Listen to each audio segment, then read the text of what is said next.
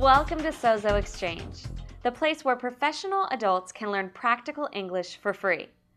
I'm Sarah McKay, and I'm your host. We have a very good show for you today. Our special featured guest is Dion Johnson, an incredible visual artist and an art instructor at the University of La Verne. We'll follow our usual format.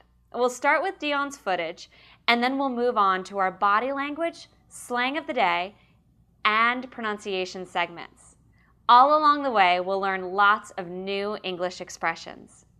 We'll then review everything we've learned with our flashcard exercise. You ready? Let's get started. Here's our first question for Dion. Could you pick one adjective to describe your artwork? An adjective to describe my artwork is multifaceted. Because I use different painting styles and different types of imagery to create new experiences, my artwork is multifaceted. Multifaceted is a great word to learn. The word is a compound word, meaning it's made up of two components, multi and faceted. As you probably already know, multi means many or multiple. The second part of the compound word, faceted, is the adjective form of the noun facet, which means an aspect or side of something. For example, a cut diamond has many facets. You put those two words together and multifaceted means having different features or aspects. People generally use the word in a positive way to describe something admirable. If you say, Dion is a multifaceted individual, that would mean he's a versatile person who has many sides to him. He's involved in art, teaching college, and lots of other social and professional activities, hence he has many aspects to his personality. The adjective versatile means multi-talented or multifunctional, depending on the context in which the word is used. Multifaceted and versatile are synonyms. A synonym is a word which means the same or almost the same as another word. Not all synonyms can replace each other, meaning that though their definitions are similar, they could be different enough to not make sense in the same context. So you really have to know the context in which the word is used in order to see if you can replace it with a synonym. For example, you can say amphibious vehicles are multifaceted if you're talking about the multifunctional aspects of amphibious vehicles. They are able to travel on both land and water. In this context, the word multifaceted means the same as the word multifunctional, so the synonym replacement makes sense. It's very important to understand the context and situations in which words are used in order to improve your English and ensure you're using the words properly. It's not enough to only know the meanings of words. Context is incredibly important. All right, it's time for another question for Dion. Could you tell us an idiom that you use often? An idiom I often use is on the same page. If I am on the same page with someone, we share the same idea and understand each other. I use that phrase all the time. People use that expression a lot in business meetings and conversations. You can say, "Are we on the same page on this issue?" to make sure people share the same view and understanding of the topic. By the way, this sounds more friendly and less formal than saying, "Do we understand each other regarding this issue?" or "Are we in agreement on this issue?" We have one final question for Dion. Do you have an English word you absolutely hate? An English word that I absolutely hate is stuff. When I ask someone a question, "What did you get at the store?" and they reply stuff, it tells me nothing of their experience and is not descriptive in any way. I hear that answer a lot, especially when people are making small talk with their friends or coworkers. Small talk means casual conversation about topics that are pretty superficial or shallow. When you make small talk with someone, you usually don't get into a deep discussion about anything. Generally speaking, Americans like to have small talk with people, or even strangers, usually in public places like airplanes, supermarkets, and even gyms. But small talk with a stranger can sometimes be annoying if one person isn't interested in talking. I once met a very obnoxious young man on an airplane. He was sitting next to me and would ask a question like, "Do you know how I got that tattoo on my arm?" To be polite, I replied, "How?" He said, "I helped my friend with some stuff a couple years ago. He was in trouble, yada, yada, yada. Long story short, he gave me the tattoo for free yesterday." Then he just kept talking, blah, blah, blah, the entire time. I just wanted to read my book.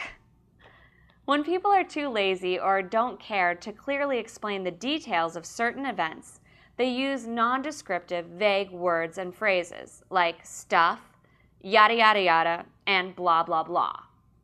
Blah is a word that has no meaning on its own and is generally used to depict generic or boring speech. People use yada, yada, yada to skip some part of a story they're telling for the purpose of making the story shorter or to conceal some facts of the story they don't want to reveal in detail. Let's move on to our body language lesson. The subject of today's lesson is the action of wiping one's forehead. We asked Dion to demonstrate his favorite gesture, so let's watch his video clip first and then come back to our lesson.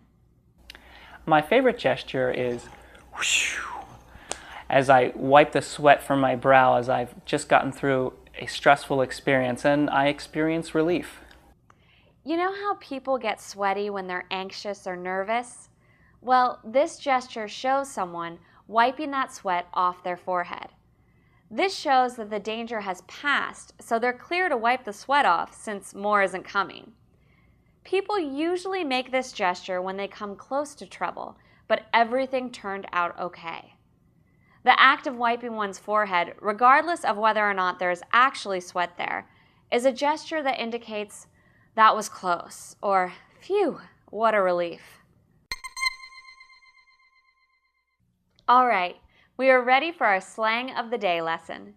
Today's slang phrase is on the same wavelength. This phrase means sharing a common understanding or thinking the same thing as another person. When you say, "I'm on the same wavelength with Jim," that indicates an even stronger understanding and agreement with Jim than saying, "I'm on the same page with Jim." This slang expression comes from television and radio.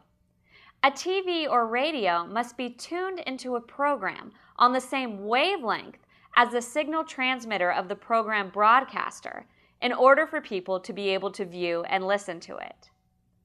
Let me give you two solid examples of how to use the phrase in a sentence. The first example uses the phrase to show I share a common understanding and agreement with someone. My boss and I have been on the same wavelength lately. She and I agree on almost anything, and it's scary. The second example has to do with thinking the same thing as another person. I was just thinking about calling you right before you called me. We must be on the same wavelength today. You got that? So now you know how to use the slang expression on the same wavelength. Remember our How to Pronounce It segment? It's where we practice the pronunciations of certain English words that are difficult for many non-native speakers. Today's sound is the ver sound that comes at the beginning of versatile. This isn't an easy sound for many non-native speakers to pronounce. Watch closely how I use my lips, teeth, jaws, tongue, and facial muscles to make the ver sound. Versatile. Versatile. Versatile. Versatile. Versatile. Versatile. We've learned a lot of new words and phrases today, haven't we? Let's review some of the key expressions we've learned today with our flashcard exercise. We'll show you a series of flashcards with definitions on them. You just need to say the word or phrase that matches that definition out loud. Let's do it. Having many sides or aspects. Multifaceted. A phrase used to show you are in agreement with someone or you understand them.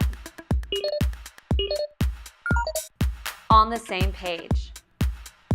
A vague word used to describe general things. Stuff. Surface level or superficial conversation. Small talk. Used to shorten a story to keep details vague. Yada yada yada. A gesture used to show relief. Wiping one's forehead. Sharing a common understanding or thinking the same as someone else. On the same wavelength.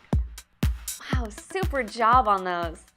The artwork pictures we showed between each of the flashcards were the art of Dion Johnson, our featured guest.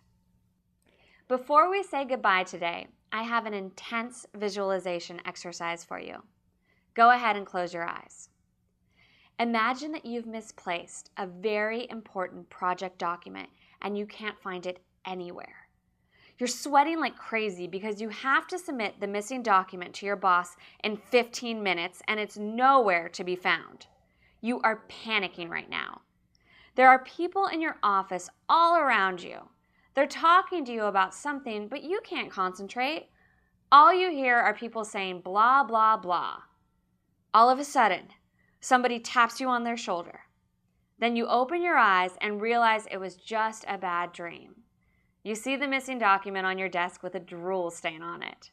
You let out a big sigh of release and make the wiping your forehead gesture. Phew! I hope you were able to follow my instructions through that visualization exercise.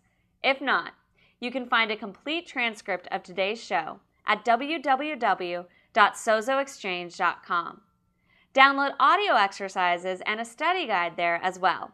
You should also check out our online survey at the website. Well, that brings us to the end of our show. Thanks for hanging out with us today. See you next time.